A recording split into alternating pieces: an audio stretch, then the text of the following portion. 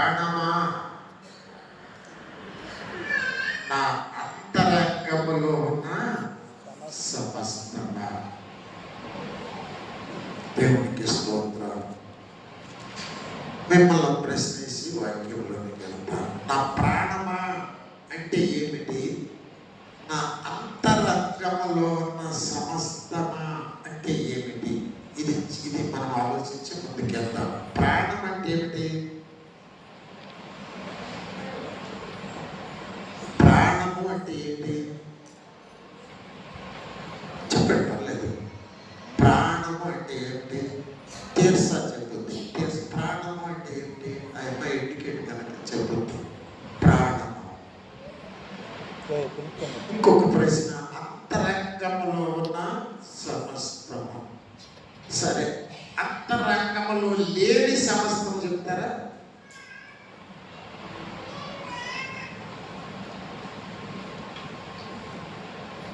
కంటికి కనబడ నీవెన్నియో, చెవికి వినబడని వెన్నియో. కంటికి కనబడ నీవెన్నియో, చెవికి వినబడని వెన్నియో. హృదయ గోచరము కాని వెన్నియో, చిత్తపరచి జీవనానై. హృదయ గోచరము కాని వెన్నియో, చిత్తపరచి జీవనానై. హల్లెలూయా. పాడింది ఎవరు? ఆ హృదయ గోచరము కానీ అన్నీ కాదు, ఎన్నో. హృదయ గోచరము కానీ వెన్నియో, సీతమరచి జీవ. పాడు పాడు.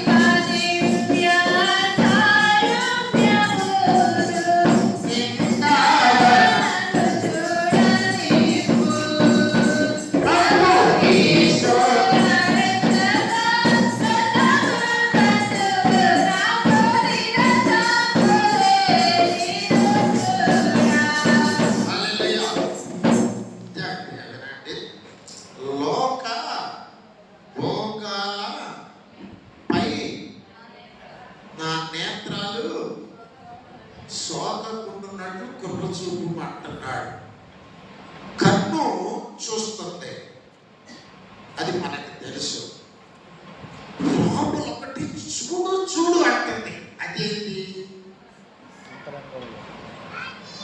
నీకు అర్థమైందా? కన్ను చూసింది, మనసు అంటుంది చూడబాగా ఇంకో అంటుంది, ఇంకొకటి అంటుంది ఇంకోసారి చూడు, మళ్ళీ చూడు మళ్ళీ చూడు మళ్ళీ చూడు, ఇంకొకటి అంటుంది మాట్లాడు మాట్లాడు మాట్లాడు, ఒక మాటను ఓయేను దోయేను అట్టను ఇట్టను అంటున్నాడు. ఏంటది? మీ ఆలోచనకి నేను కొంచెము ఎగ్జామ్. చూసేదేంటి, చూడమనేదేంటి, కంటికి కనబడేవేంటి, కంటికి కనబడనివేంటి? బాహ్యంగా కన్ను, నోరు, చెవి, ముక్కు, చేతులు, కాళ్ళు ఇవన్నీ కూడాను కనబడుతున్నాయి. ఇవి బాహ్య అవయవాలు అంటారు. కనబడనవి లోపల ఉన్నాయి. అవేంటి?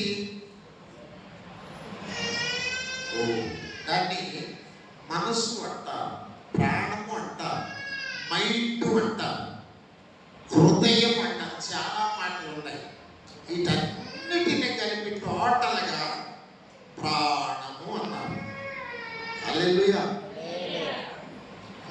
మొత్తం మనిషికి బ్రాడ్గా 3 చెప్పాడు. ఏవేవి ఉంటాయి? ఈ పిల్లగాడు ఎవరి కొడుకు? నీ కొడుక? మరి అంత దాక్షిణ్యంగా వదిలేసి హల్లెలూయా.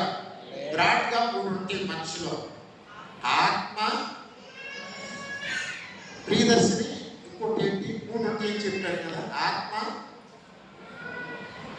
ప్రియదర్శిని. చదివేది ఏంట్రా?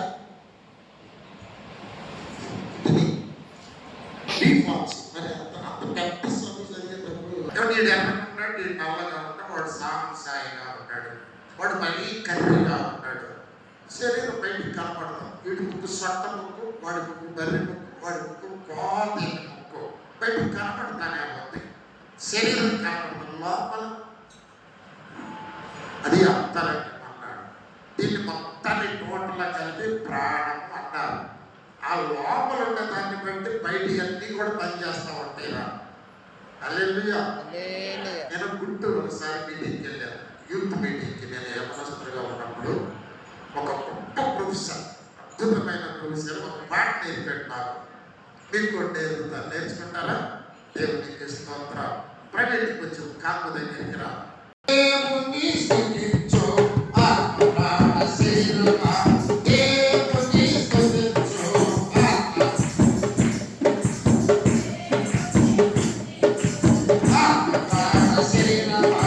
దేవుని స్తుతించు ఆత్మశీలుగా.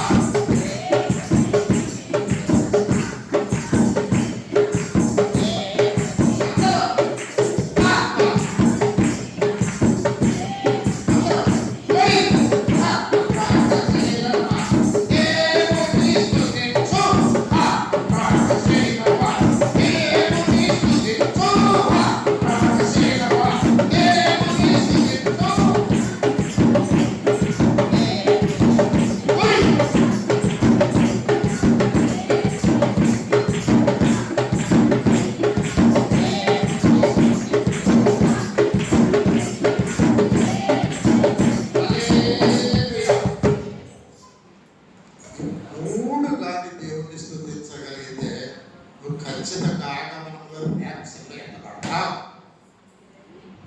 నీవు 1000 మరి అబ్బాయి వాక్యం చూపించాడు. ఏ వాక్యం?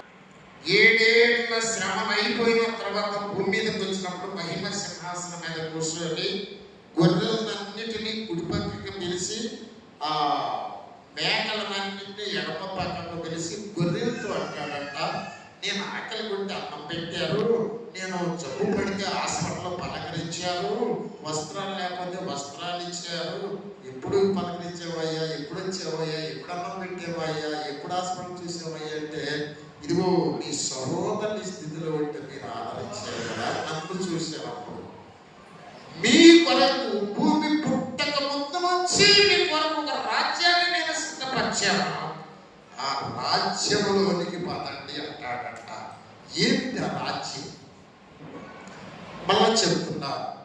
దావీదు అంటాడు, నా ప్రాణమా, నా అంతరంగంలో ఉన్న సమస్తమా యెహోవాను సన్నిధించు. ఎప్పుడైతే నీ ప్రాణము దేవుణ్ణి సన్నిధించడం మొదలుపెట్టిందో నీ శరీరం సచ్చినట్టు దేవుణ్ణి సన్నిధిస్తుంది. తిరిగేది కాదు. నీ మనస్సులో ఉన్న దాన్ని బట్టి నీ శరీరం పనిచేస్తూ ఉంటుంది.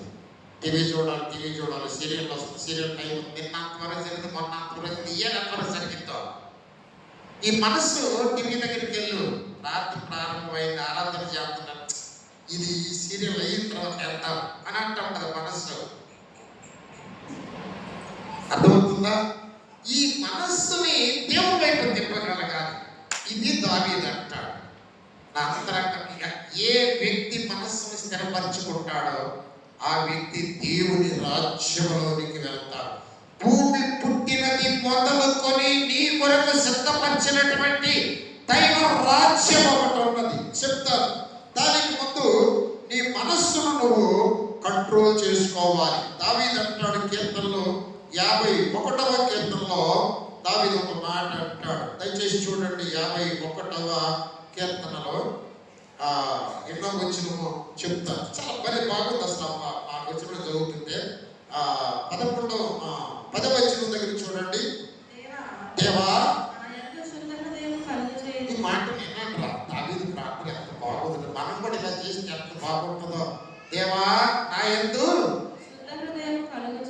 ఏ హృదయము?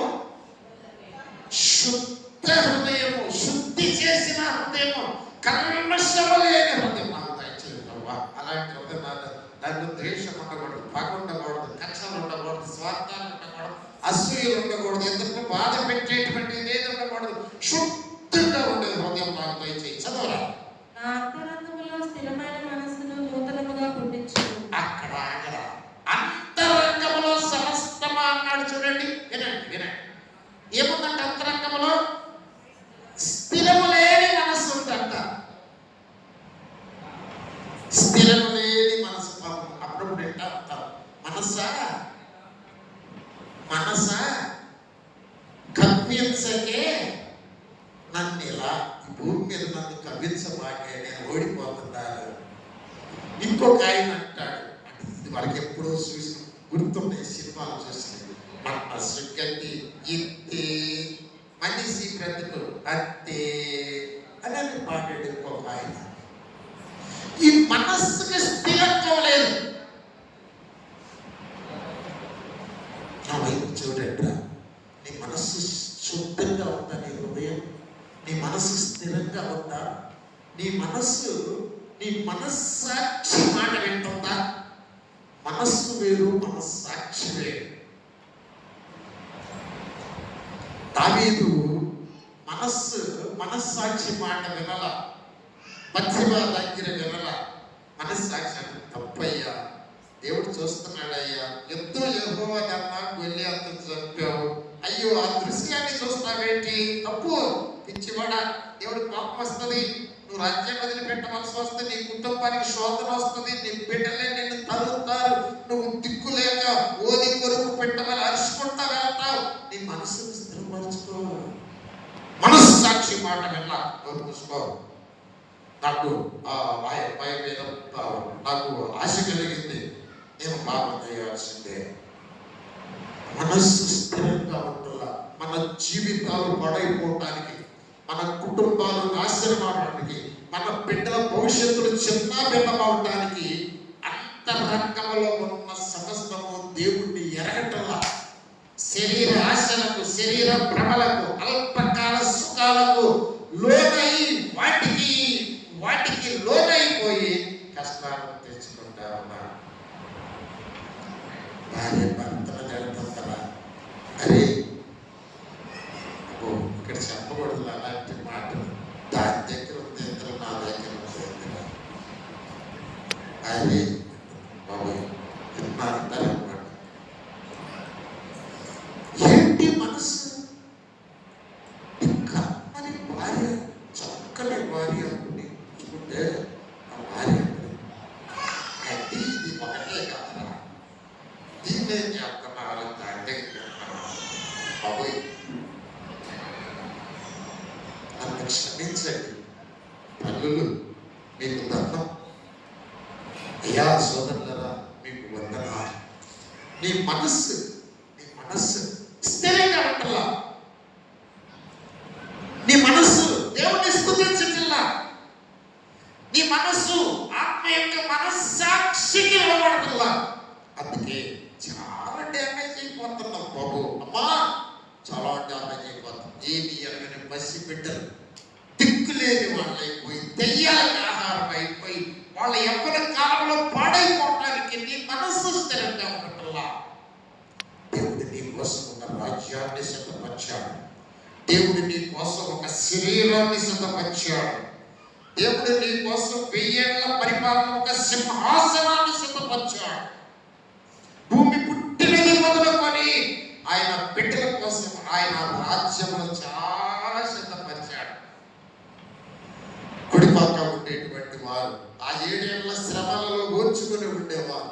ఆగమనంలో ఎంతపడే వారికి తిరిగి అవి రిజర్వ్డ్ ఆ రాజ్యంలో పోస్టులు. కానీ మనస్సుని కంట్రోల్ చేసుకునే వారికి రిజర్వ్ కాదు. మనస్సు బలహీనమైతే విడిచిపెట్టబడతా. ఓ హల్లెలూయా. పెట్రోమాక్స్ లైట్ అనేది కూడా తెలిసేదా ఇది వరకు? కానీ ఎంతమంది తెలుసు పెట్రోమాక్స్ లైట్?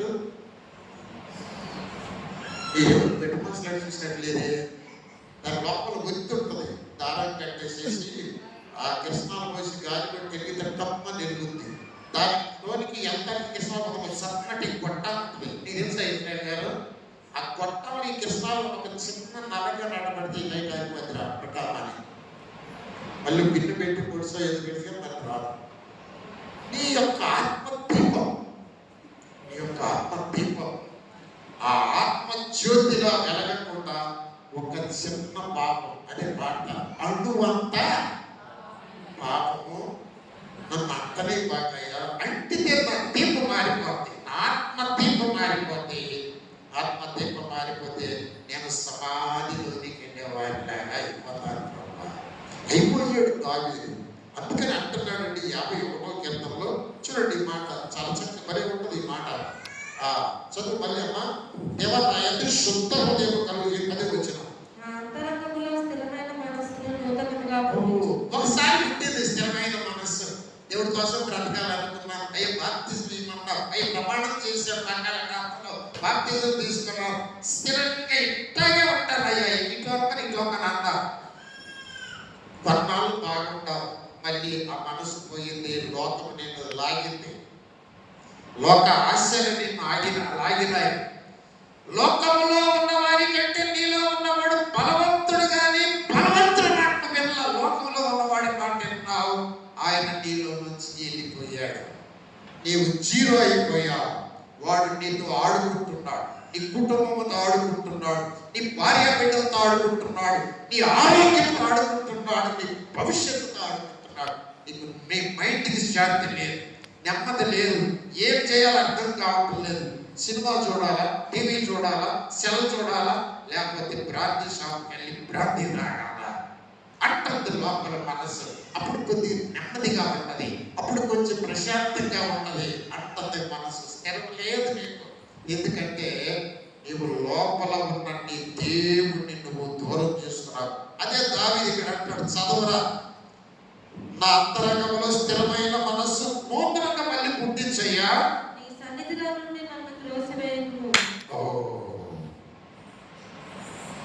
ఎప్పుడైతే నీ మనస్సులో నుంచి ఆయన వెళ్ళిపోయాడో, ఆయన సన్నిధిలో నుంచి ఆయన ఏం చేస్తాడు? నిన్ను తోసివేస్తాడు.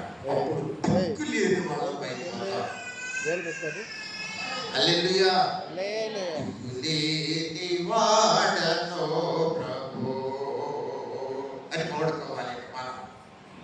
ఆయన లేకపోతే దిక్కు తెస్తాలేదు, ఆదరణ లేదు, ఆదరించేవారు లేరు. పైకి ఎన్ని గంభీరమైన మాటలు చెప్పినా నువ్వు జీరోనే. నాకు వేరుగా ఏం చేయలేవు. మొత్తం పడాయి మాటలు చెబుతావు అంతే. ఒకవరకు మొత్తం స్పీచ్లు ఇచ్చినా, స్టేజీలకి స్పీచ్లు ఇచ్చినా నువ్వు పొడవే. ఆయన కానీ అంటే పట్టుకుని ఆగిపోతావు. రేపు పొద్దున్న తీసుకొచ్చి గడ్డి మీద బయట ఏదో ఆ డబ్బా తీసుకొచ్చి ఆ డబ్బాలన్నీ పెట్టి అది కరెంట్ ఆగిపోయిన వాసన పడతారు, దాన్ని సరి చేయండి అంటారు. ఆయనకు వేరుగా నువ్వు డబ్బాలు పడుకోవాల్సిందే. నీ జీవితానికి నెమ్మది ఉండదు, సమాధానం ఉండదు, ఫలింపు ఉండదు, కుటుంబంలో నెమ్మది ఉండదు. అందుకనే దావీదు అంటాడు ఇక్కడ, నీ సన్నిధిలో నుండి నన్ను త్రోసివేయకుము, అదిగా. ఏ వ్యక్తి జీవితంలో పరిశుద్ధాత్మ తీసివేయబడుతుందో ఆ వ్యక్తి నరకానికి వెళ్ళిపోతాడు, లేదా ఆ వ్యక్తి విడిచిపెట్టబడతాడు. 7 ఏళ్ల శ్రమలకి మాట గుర్తుపెట్టుకోడు. నీలో అంతరంగంలో పరిశుద్ధాత్మ ఉండాలి అంటే పరిశుద్ధాత్మ నీ హృదయంలో ఉండాలి. ఎక్కడ ఉండాలి? హృదయం అన్నా, ప్రాణం అన్నా, మైండ్ అన్నా, మనస్సు అన్నా ఇవన్నీ ఒకదానికే చెబుతాయి. జాగ్రత్తగా వింటున్నారా? హల్లెలూయా చెప్పండి. నీ హృదయంలో ఏమి నిండి ఉన్నది?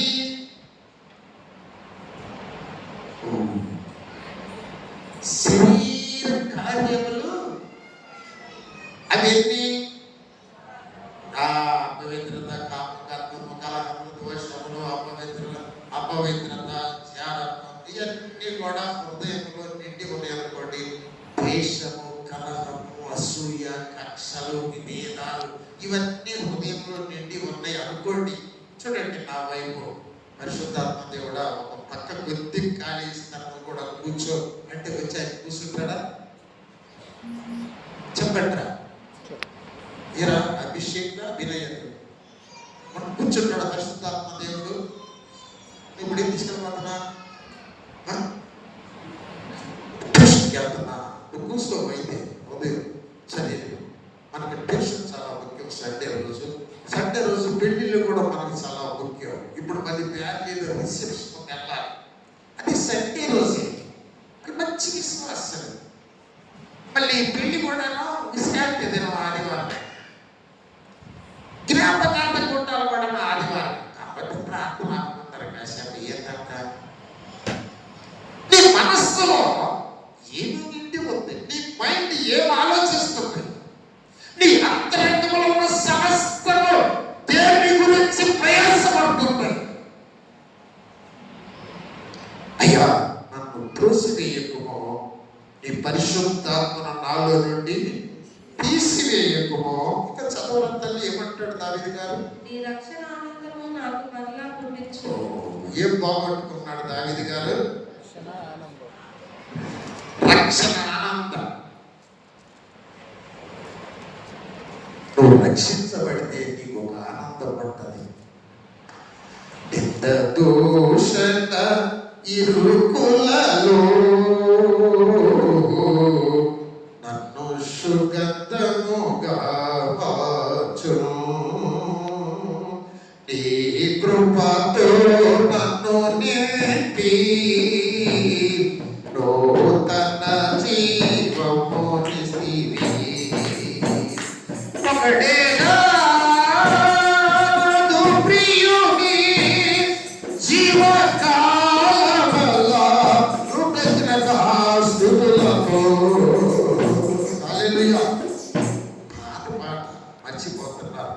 ఏమండి నా ప్రభువుని జీవితకాలం అంతా స్తుతిస్తాను. అయ్యా నన్ను విడిచిపెట్టమాక అయ్యా, బుద్ధి తక్కువై కెట్టి తిన్నానయ్యా, నీకు వేరేగా బ్రతకలేనే ఏడుస్తున్నాడు దావీదు.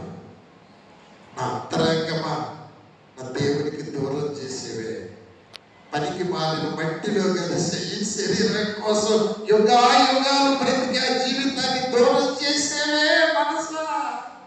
ఎందుకంటే చంచలమైపోయావు నీవు.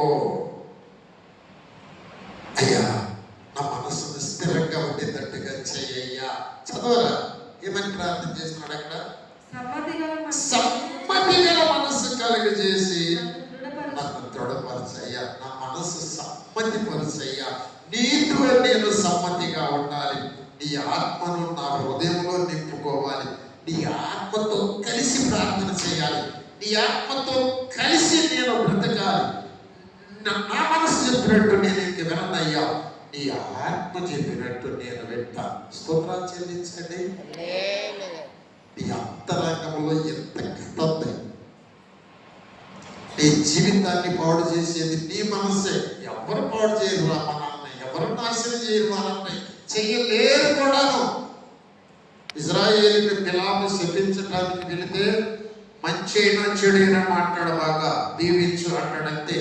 ఇస్రాయేలు డబ్బులు తీసుకొని శపించడానికి వెళ్ళి దీవించి వస్తాడు బిలాము. ఎవరు నీకు కీడు చేయగలరు? ఏ దృష్టి తగిలింది అని చెప్పి ఏదో ఆయాకులు మిరపకాయలు తీసుకొచ్చేసి మంటలు వేసేస్తారు, ఏదో ఎర్ర నీళ్ళు పొర నీళ్ళు తీసుకొచ్చి పోతారు. ఏమో దేవుని బిడ్డవైతే ఏ దృష్టి నీ మీద తగ్గడానికి లేదు. సాతానులకి పడతాయి. నిన్ను చూస్తే నీలో పరిశుద్ధాత్మ ఉంటే కడకడ ఉనికిపోవాలని లోకం మనక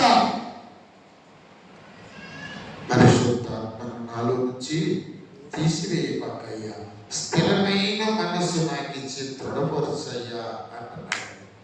దృఢపడ్డ ఎన్నడూ తప్పు చేయలే.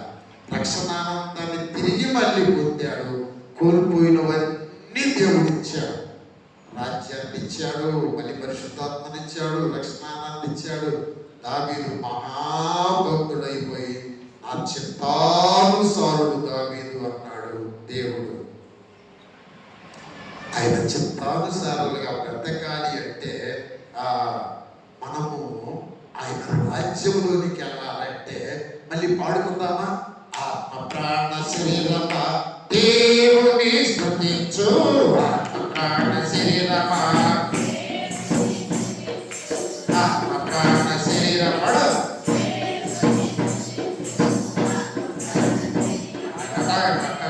నువ్వు లేకుండా లేదు అడిగి పాడు పాడంటే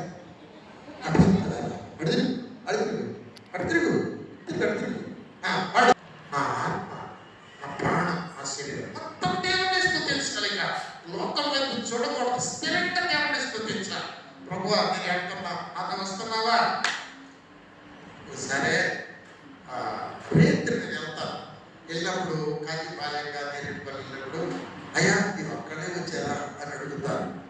లేదు లేదమ్మా నాతో కూడా వచ్చారు. ఏదైనా కనపడలేదే, అది కనపడట్లే అమ్మా చెప్తాను. దేవునికి స్తోత్రం, హల్లెలూయా.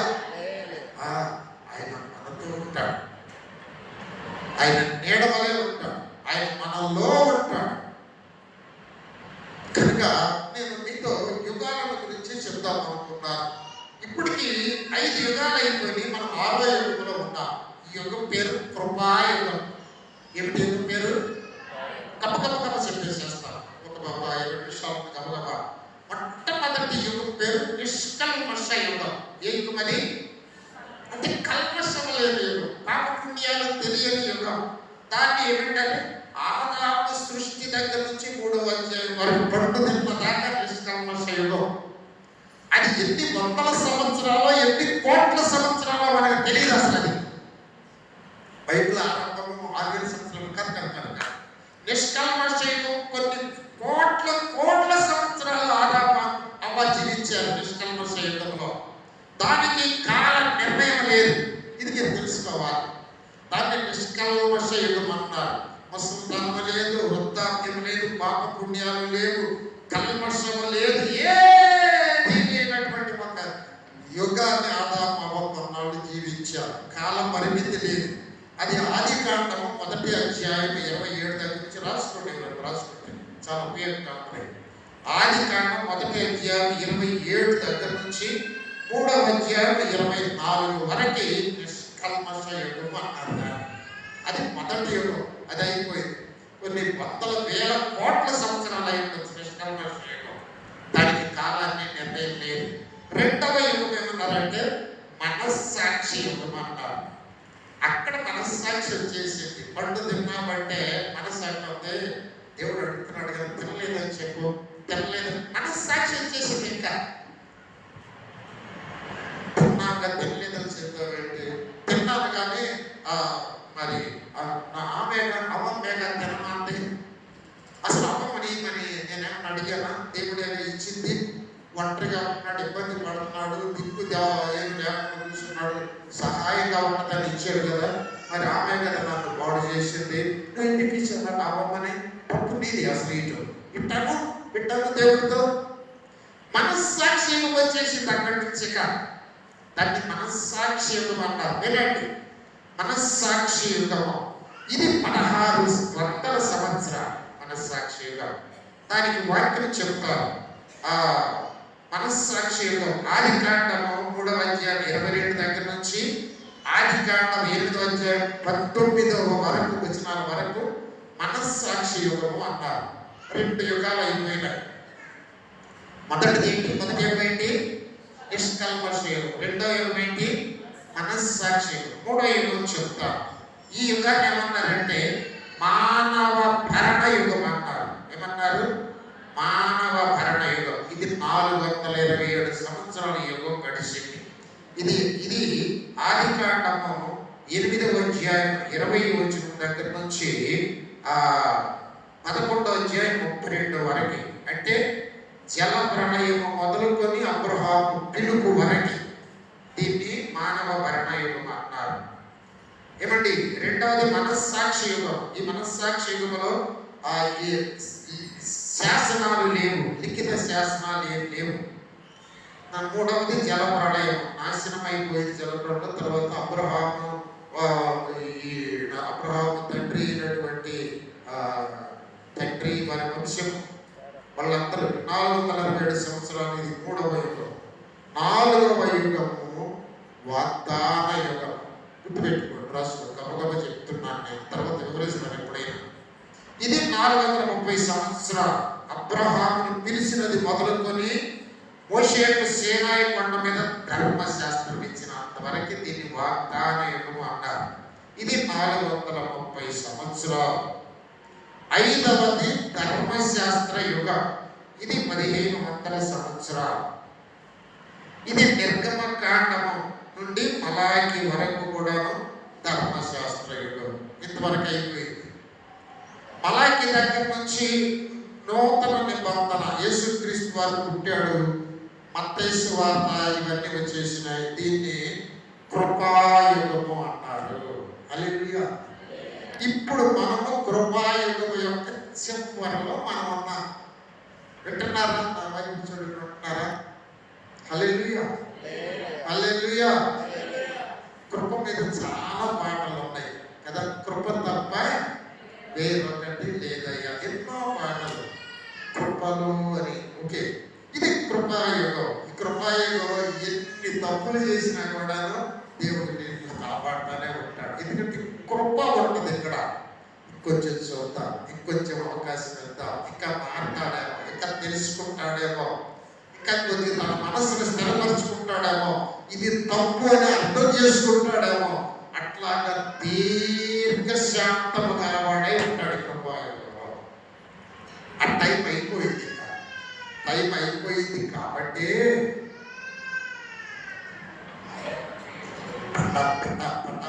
వయసుతో సంబంధం లేకుండా లేచిపోతున్నారు.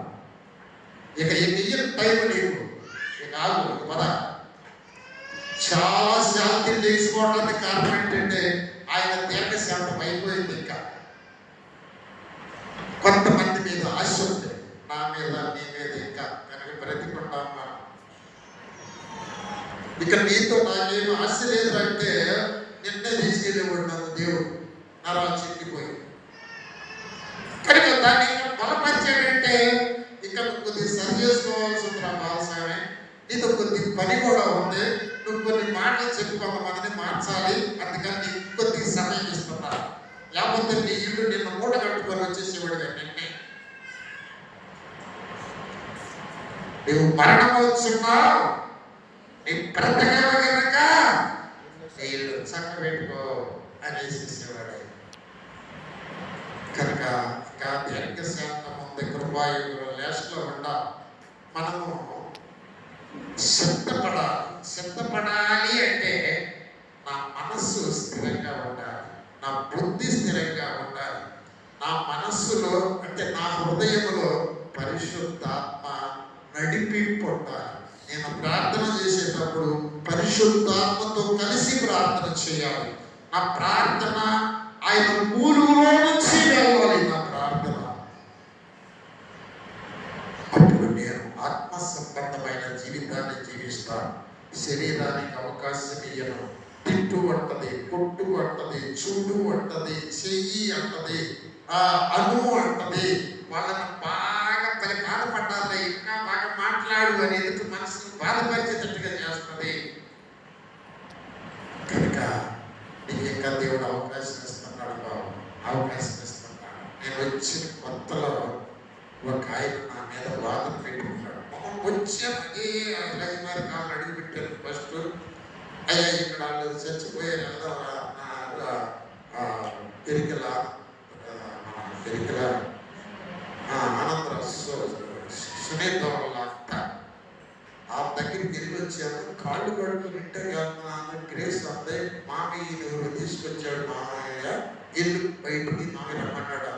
వాళ్ళ ఇంటికి నా అబ్బాయి పట్టుకుంటేది ఆడ కూర్చున్నాను. ఆయన కూడా పక్కన కూర్చున్నాను. నవ్వుతా అయ్యా అండి మీరు పక్కన పని సేవ చేసినట్టు కదా, పక్క ఓకే, మీ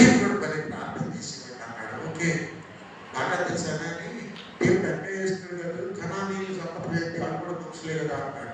పోయి ఇది వాయించడం వాటం తప్పింది అనుకున్నా అంటే అట్లా దేవుడు విరోధంగా మాట్లాడుతున్నాడు. అయ్యా నువ్వు విశ్వాసంగా అన్నాడు. నేను ఇదివరకు నమ్మేది కాదు, ఇప్పుడు నమ్మట్లేదు అన్నాడు. అయ్యా నేను విశ్వాసం, నువ్వు అవిశ్వాసి, విశ్వాసికి అవిశ్వాసికి పొత్తు కుదరదు, నీ దారి నువ్వు వెళ్ళి నా దారి నేను వెళ్తాను అన్నాను. ఆయన వెళ్ళిపోయాడు. కొన్నాళ్ళు చచ్చిపోయాడు. చచ్చిపోతే శవాన్ని తీసుకురాలా, శవాన్ని తీసుకురాలా. ఆయన చచ్చిపోకుండా శవాన్ని మెడికల్ కాలేజీకి ఇచ్చేసారంట. వాళ్ళు దేవుడు దాన్ని కోసి ఇది గుండె, ఇది మెదడు, ఇది స్క్రీను, ఇది కాళ్ళు చేతులని ఆ మెడికల్ స్టూడెంట్కి సొంతానికి దానికి అమ్మేస్తున్నారు.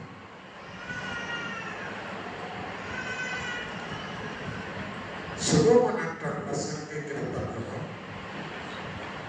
సరి అయిన రీతిలో సమాధి చేయకపోతే పడిపోయిన పిండం కింద తీయాలంటాడు. 2 నెలలు, 3 నెలలు, 5 నెలలు, 7 నెలలు, 8 నెలలు పిండం పడిపోతే ప్రసంగి గ్రంథంలో ఉంటుంది, సమాధి సరైన రీతిలో సమాధి చేయబడాలంట. కొన్ని జీవితాలను సమాధి చేయడానికి, సచ్చినట్టు ప్రార్థన చేయడానికి, ఆత్మతో దేవునికి మొరపెట్టడానికి కూడా అవకాశం ఉండదు. కొన్ని జీవితాలకి సరైన రీతిలో సమాధి చేయడానికి కూడా అవకాశం ఉండదు. కొన్ని జీవితాలకి దౌర్భాగ్యం. సరైన రీతిలో సోదరుడు నిజంగా చెప్తున్నాను, నా దేవునికి వేరుగా మనం ఏం చేయలేము. నేను చెప్తున్నాను సోదరులా, నేను ఇవాళ రోజు చెప్తున్నాను, గుర్తుపెట్టుకోండి. నువ్వు బ్రతకాలి అంటే, నీ పేరు చెప్పుకొని నీ బిడ్డలు బ్రతకాలంటే, నీ వంశం బ్రతకాలంటే దేవుడు నీతో ఉంటే నీ మనస్సు స్థిరంగా ఉంటుంది. దేవుడు నిన్ను నడిపిస్తే నువ్వు నీతిమంతుడుగా, నువ్వు పరిశుద్ధుడుగా నీ లోకంలో బ్రతుకుతావు. మనుషులు ఉంటారనుకోండి, డొక్కే నా దేవుడు ఏమనుకుంటున్నా అది అది నీ దృష్టిలో ఉండాలి. వీళ్ళు ఏమన్నా బలహీనులండి, మనుషులు ఏమన్నా పోయి పిచ్చి జనం, లోకం సాతాను మనసుతో నింపబడిన జనాంగం అండి.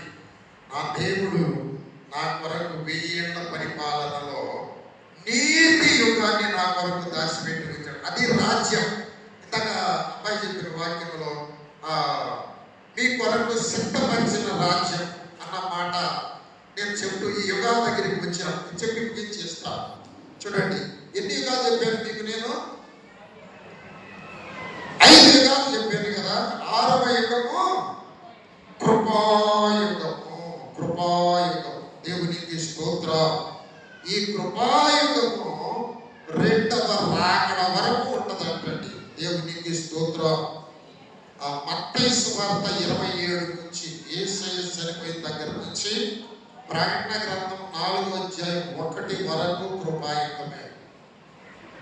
ఈ కృపాయుగంలో దేవుడు దీర్ఘశాంతాన్ని ఇచ్చి పెంచుతా ఉన్నాడు. ఇంకా కొంతమంది వస్తారేమో, ఇంకా కొంతమంది మారుతారేమో. నేను రావడానికి కొద్దిగా ఆలస్యం చేస్తాను. చూద్దాం సేవకుల నుంచి వాళ్ళు మాట్లాడుతున్నారు, వీళ్ళు వింటారేమో, సరి చేసుకుంటారేమో, మనసును స్థిరపరుచుకుంటారేమో. లోకం మీద నుంచి, పాపం మీద నుంచి, దౌర్భాగ్యము, అక్రమము, అవినీతి నుంచి వచ్చేసి నా వైపు తిరుగుతారేమో. ఆయన కొద్దిగా సమయాన్ని ఇస్తున్నాడు మనుషులకు. ఇంకా సిద్ధపడతారేమో, తీసుకెళ్తారు, పశ్చాత్తాపడతారు, తప్పులు తెలుసుకుంటారేమో. ఈ కృపాయుగం ఆఖరికి వచ్చేసామో. ఇంకా టైం లేదేమో. ఒక పక్క వరదలు వచ్చేస్తా ఉన్నాయి, వర్షాలు ఆగిపోయినాయి, నారులు బాగోవడం లేదు, నాటికి వెళ్తామని తప్పలాడుతుంది ఆశీర్వాదం. నారు లేదంట, నారు పోయడానికి నీళ్లు లేవంట. పాపం కాళ్ళు సాగుకొని చూస్తున్నారు. లేకపోతే అసలు దొరికేది కదా అబ్బాయి. నాట్లు లేవు, పట్ట రాదు, నీళ్లు లేవు, తాగటానికి ఉండదు. ఏం చేస్తున్నారు మనుషులు? సమయం లేకపోతే ప్రకృతి అడ్డు తిరుగుతుంది. మనిషి ఏం చేస్తాడు? మనిషి 100 మాటలు చెబుతావు నువ్వు. వానపతి ఏం చేస్తా? తాగటానికి నీళ్లు ఉండవు, ఏం చేస్తా? చెరువులో నీళ్లు ఉండవు, ఏం చేస్తా? భూమిలో నీళ్లు ఎండిపోతాయి, అడుక్కి వెళ్ళిపోతాయి, ఏం చేస్తా? ఇన్ని కట్టలు సంపాదించాడు డబ్బులు, తాగటానికి నీళ్లు. చివరికి ఇలాంటి పరిస్థితులు వచ్చేసి వస్తే వరదలు వచ్చేసి ఇళ్ళు కారు కార్లు డాబాలు మేడ మొత్తం పుట్టుకుపోతున్నాయి. ఒక పక్కేమో కరువు చేసి ఇసుక నీళ్ళు లేకుండా ఎండిపోతా ఉంటాయి. మనుషుడు మాత్రం నిద్రావస్థలో ఉన్నాడు. కనుక ఆ 7వ పరిమాణంలోనికి వెళ్ళడానికి ముందు ఆగమనము యేసయ్య వచ్చి సిద్ధపడిన బిడ్డలను తీసుకొని వెళ్ళిపోతాడు. అందులో కానీ నీవు నేను లేకపోతే మనము పడే పాటలండి వర్ణనాతీత. తల్లి జాడ పిల్లకు లేక, పిల్ల జాడ తల్లికి రాక, చెట్టుకొకరు పుట్టకొక్కరై అనాథలై అరిచే రోజు, ఆ రోజు శ్రమను తప్పించేటాడు నేడు. అదే అదే ఆ రోజు యేసయ్య ఉగ్రత రోజు, 7 శ్రమల రోజు, పాపుల కాల్చే రోజు. హల్లెలూయా. 7 శ్రమలలో మిగలకుండా వెళ్ళాలి అంటే ఇప్పుడే నీ ఆత్మ ప్రాణ శరీరము దేవుణ్ణి స్తుతించు. అది చెప్తున్నాడు దావీదు. నా ప్రాణమా, నా ప్రాణమా, నా అంతరంగంలో సమస్తమా దేవుణ్ణి స్తుతించు. లోకం వైపు వెళ్ళబాక, పాపం వైపు వెళ్ళబాక, భ్రమల వైపు వెళ్ళబాక, శరీర ఆశల వైపు వెళ్ళబాక, శరీర కార్యాల వైపు వెళ్ళబాక. నా ప్రాణమా దేవుణ్ణి స్తుతించు. ఒక ముద్ద తిను, దేవుణ్ణి స్తుతించి. ఏం కావాలి నీ కడుపుకి? జారడి కడుపు, అందులో కొంచెం ఒక తవిడి తింటే నువ్వు కరగదు. షుగరు లేదు, కొంచెం ఖాళీగా ఉంటే ఆకలి తట్టుకోలేవు. ఏదో ఏదో కాస్త వేసి కాస్త నీళ్లు పోసి స్తోత్రం ప్రభువా, ఈ పూటకి ఒక వంద అన్నం ఇచ్చావు, కంటి నిండా నిద్రించావు, నీకు స్తోత్రం అయ్యా అని చెప్పి నీ ప్రాణముతో స్తుతించు. అంతరంగంలో ఏమేమి ఉన్నాయో అవన్నీ నా దేవుడిని స్తుతించు. ఆయన సమాధిలో నుంచి నీ ప్రాణాన్ని లేపుతాడు. సభలో సమాధిలో నీ శరీరం వెళ్ళిపోయిన తర్వాత మరొక శరీరాన్ని తీసుకొచ్చి నీ ఆత్మకు తగిలించి తీసుకొని పోతాడు. 1000 పరిమాణాలు ఉంటాయి. నీకు తెలుసా? నీకోసం ఒక శరీరం రెడీ చేస్తున్నాడు యేసయ్య. ఇక్కడ భూమి మీద మన గుడారమైన ఈ శరీరము శిథిలమైపోయింది. ఎప్పుడో ఒకప్పుడు శిథిలమైపోతుంది. ఒక్కోసారి బతికుండగానే శిథిలమైపోతుంది, బతికుండగానే శిథిలమైపోతుంది. మంచం మీద పాసిపోయి పురుగులు పట్టి, ఒక్కోసారి చచ్చిపోయిన తర్వాత శిథిలమైంది. ఎప్పుడు శిథిలమైన ఆయన మరొక శరీరాన్ని తొడిగి ఇలా నా బిడ్డ వెళ్తా మహిమ శరీరం. ఓ హల్లెలూయా, హల్లెలూయా. తెల్లని వస్త్రాలు వేసుకొని కనబడతాం. మనం అందరం ఎలా కనబడతామో తెలుసా? అందరము యేసయ్యలాగానే కనబడతాం. ఆయన వచ్చినప్పుడు ఆయనలాగా ఉంటామంట, ఆయనలాగా ఉంటామంట. నిష్కల్మషంగా, పసిబిడ్డల్లాగా, పరిశుద్ధంగా ఆ శరీరం తొడిగి ఆయన మమ్మల్ని తీసుకెళ్ళడానికి. ఓ నా ప్రాణమా దేవుడిని స్తుతించు. నా అంతరంగముల సమస్త నా దేవుడిని స్తుతించు. 1000 పరిపాలనలో దాన్ని ఏమని చెప్పాను నేను? 1000 పరిపాలనలో నీతి యుగం, నీతి యుగం. సూర్యుడు లేని అంటే చంద్రుడు లేని, చీకటి రాత్రులు లేని అనగా సూర్యుడు లేని, చీకటి